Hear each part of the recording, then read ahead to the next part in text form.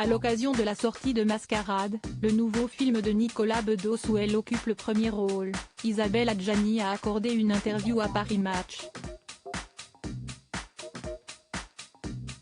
Isabelle Adjani, il n'y a plus personne pour empoisonner le quotidien. Plus de 10 ans après la fin de sa dernière relation amoureuse connue, Isabelle Adjani savoure sa solitude sans en apprécier tous ses aspects. « Je suis une solitaire qui n'aime pas se sentir seule », a-t-elle déclaré.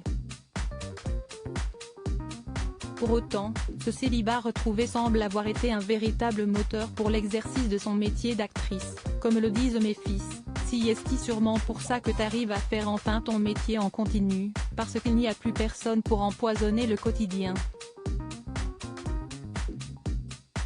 A-t-elle rapporté dans les colonnes du magazine.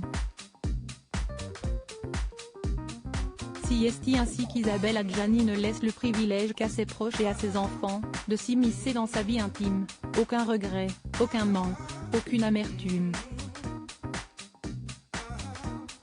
Tout va bien, a-t-elle affirmé dans Paris Match.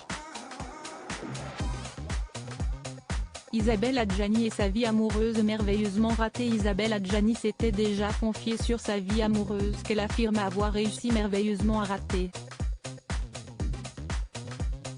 En 2016, l'actrice emblématique avait déclaré avoir des rapports beaucoup plus sains avec Daniel Day-Lewis, le père de son dernier enfant. Tout est pacifié, mais je suis convaincue que les grandes passions ne se transforment jamais en grandes amitiés, avait-elle affirmé auprès du Figaro.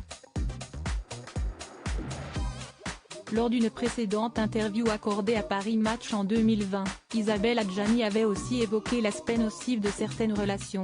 Parfois un homme s'invite parce qu'il rentre dans votre schéma bancal de trauma, dans une carence affective qui vous a dépersonnalisé, avait-elle déclaré.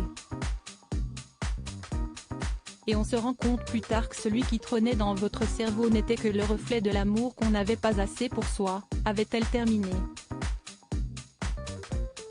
Loading widget.